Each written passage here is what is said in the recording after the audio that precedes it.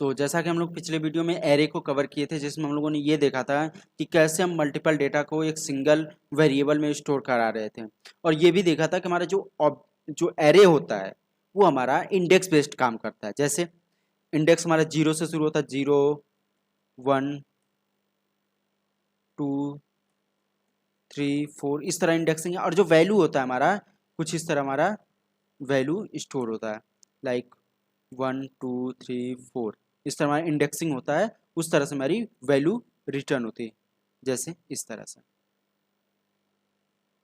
हमारा 0 इंडेक्स पे जो है, 0 इंडेक्स पे 1 है, 1 इंडेक्स पे 2 है, 2 इंडेक्स पे 3 है, 3 इंडेक्स पे 4 है, 4 इंडेक्स पे 7 है।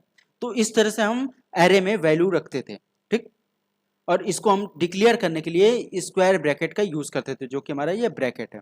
बट ऑब्जेक्ट क्या, ऑब्जेक्ट जो है हमारा, इस वीडियो में हम लोग जो ऑब्जेक्ट को कवर कर रहे हैं वो जो है हमारा एरे का एडवांस वर्जन है। एरे का एडवांस वर्जन है ये हमारा ऑब्जेक्ट। इसमें हम क्या करते हैं, की वैल्यू पेयर या फिर कहते हैं प्रॉपर्टी और वैल्यू पेयर में वैल्यू रखते हैं। जैसे हमारा एरे में क्या था, इंडेक्स बेस्ड था, ये हमारा प्रॉपर्टी बेस्ड है। जैसे हमने यहाँ नेम रखा, नेम में हमने क्या कर दिया, नेम को पास कर दिया, हमारा कुछ नेम है यहाँ।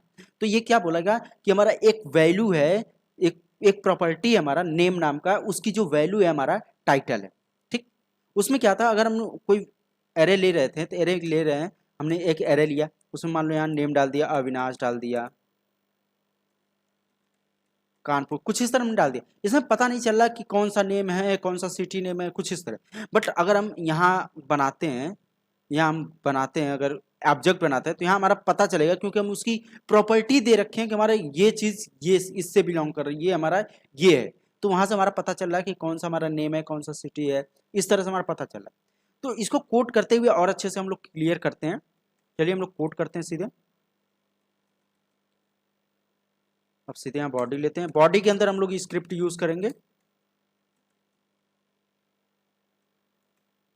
हम लोग बॉडी के अंदर स्क्रिप्ट यूज कर रहे हैं, और यहाँ हम लोग करते हैं पहले एक हम लोग ऑब्जेक्ट क्रिएट करते हैं, ओके। तो ऑब्जेक्ट क्रिएट करने के लिए हम लोग करली ब्रेसेस का यूज करते हैं। अब उसके अंदर हम प्रॉपर्टी और वैल्यू शो कराएंगे। जैसे हमने नेम ले लिया, फिर उसके बाद आता हमारे सिटी ले लिया, फिर उसके बाद हमने कंट्री ले लेते हैं,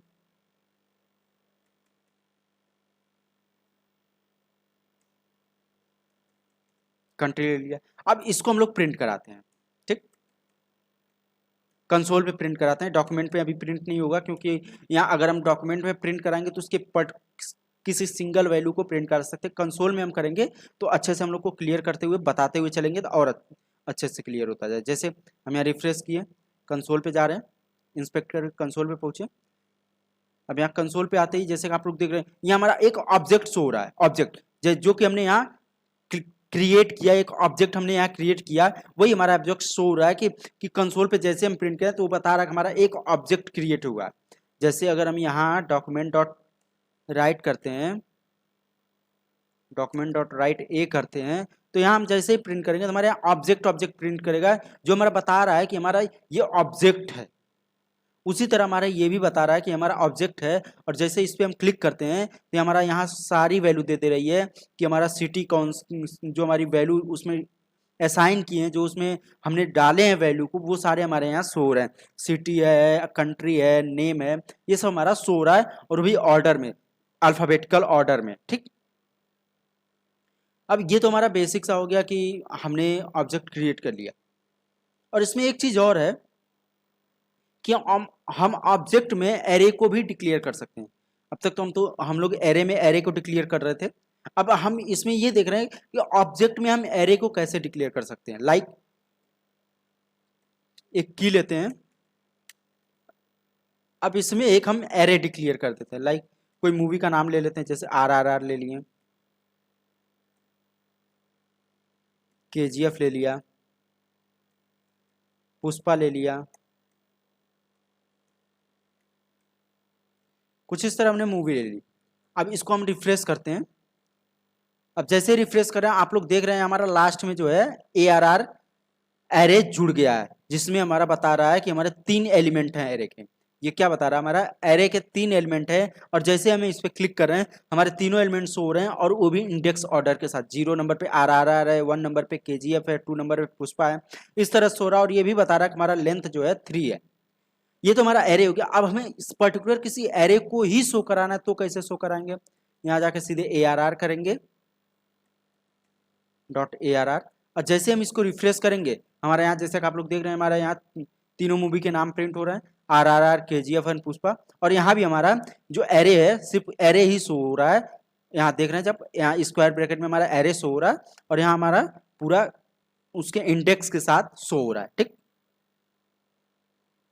ये तो हमारा होगा। अब इस किसी उसके पर्टिकुलर जैसे हमें RRR को प्रिंट कराना है तो उसके लिए हमें क्या करना है, यहाँ इंडेक्सिंग दे, जैसा हम लोगों ने पिछले वीडियो में कवर किया था कि एरे जो है इंडेक्स के रूप में काम करता है, उसमें इंडेक्सिंग कैसे प्रोवाइड करते हैं किसी वैल्यू को प्रिंट कराने के लिए, तो इस तरह से हम करते हैं। ठीक, तो अब इसको जैसे ही रिफ्रेश किया हमारा क्या हुआ, RRR आ गया जो कि हमारा 0 इंडेक्स पे अवेलेबल है डेटा, वो आ गया। ठीक, ये तो हमारा एरे, किसी ऑब्जेक्ट में हमने एरे को डाला। अब आगे और बढ़ते हैं तो हम लोग क्या कर सकते हैं, जो ऑब्जेक्ट हम लोग क्रिएट करते हैं उसमें हम फंक्शन भी क्रिएट कर सकते हैं। अभी तक तो हम लोगों ने एक ऑब्जेक्ट में एरे को डिक्लेयर किया, एरे क्रिएट किया, बट हम इस जो ऑब्जेक्ट है इसके अंदर हम फंक्शंस भी रख सकते हैं। जैसे यहाँ है, ये हमने ले लिया मनी नाम का की ले लिया, अब उसमें हम लोग क्या करते हैं, फंक्शन डाल देते हैं, फंक्शन। अब फंक्शन में जैसे हमने रिटर्न ले लिया, रिटर्न कोडर अविनाश, कुछ ये हमने रिटर्न किया। अब जैसे हम इसको रिफ्रेश करेंगे, 1 मिनट इसमें से हम ए कर दें।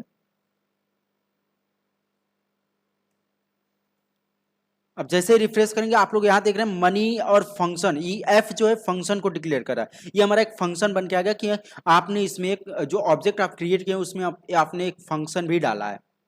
अब इसको हम ओपन करते हैं तो जैसा कि यहाँ देख रहे हैं आप लोग, एक मनी नाम का फंक्शन हो रहा है जिसकी वैल्यू जो है, जो की है वो नेम है, जो उसकी नेम है वो हमारा क्या है, यहाँ कोडर अविनाश है। जो फंक्शन का नेम है वो हमारा कोडर अविनाश है और जो उसका नेम है, जैसे हम उसकी जो फंक्शन की जो हमने की दी है वो हमारा मनी नाम का की है। ठीक, तो इस तरह से आपको फंक्शंस होगा। अगर हमें आपको इसको प्रिंट कराना है तो उसके लिए डॉट जो हमने की लिया वो, और ये फंक्शन है, ये एक फंक्शन है तो पैरेंथेसिस लगा के इसको कॉल करते हैं। ठीक, अब जैसे रिफ्रेश करेंगे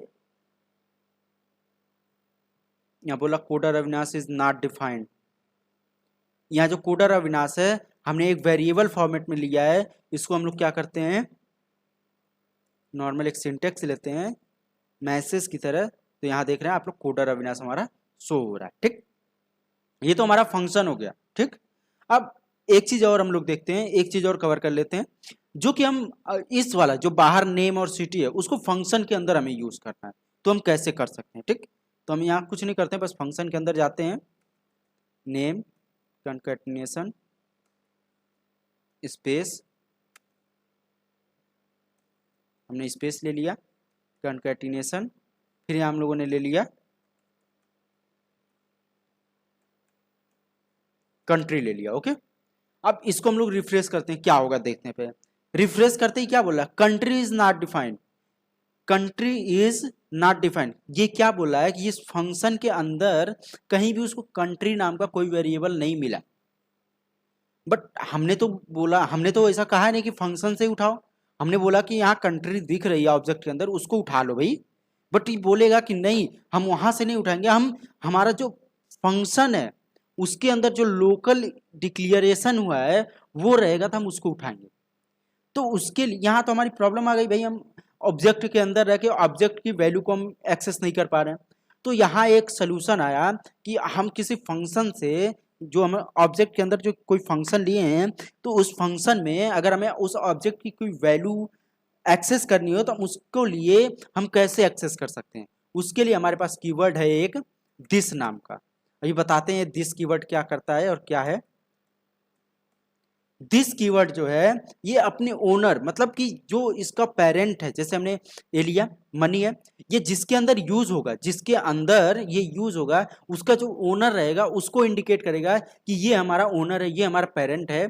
इसके अंदर अब दिस क्या बोला, दिस इसको इंडिकेट कर रहा है, ए को, दिस जो है ए को इंडिकेट कर रहा है, और वही कर रहा है यहाँ ए कर दें ए डॉट नेम, तो वही कर रहा है दिस डॉट नेम भी वही कर रहा है, ए डॉट नेम ही कर रहा है।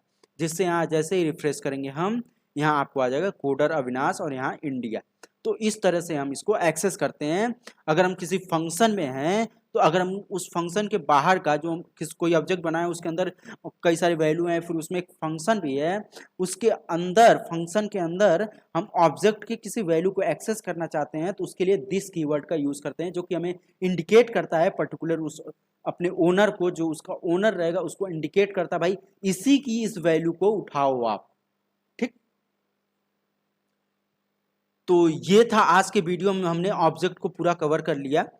ठीक, आई होप आपको ये वीडियो पसंद आया होगा, आपको पूरी की पूरी वीडियो और पूरा का पूरा ऑब्जेक्ट समझ में आएगा, कैसे हम एरे को अंदर डिक्लेयर करते हैं, कैसे उसको प्रिंट कराते हैं, कैसे फंक्शन को डिक्लेयर करते हैं, कैसे फंक्शन को प्रिंट कराते हैं, कैसे दिस कीवर्ड का यूज करके हम कि ऑब्जेक्ट की वैल्यू को हम फंक्शन में शो कराते हैं। तो ये आप लोगों को समझ में आ गया होगा। अगर कोई डाउट हो तो कमेंट सेक्शन में आप पूछ सकते हैं, अदरवाइज चैनल को सब्सक्राइब कर लीजिए, बेल आइकन प्रेस कर दीजिए और वीडियो को लाइक करना ना भूलें। और हाँ, वीडियो देखने के लिए धन्यवाद।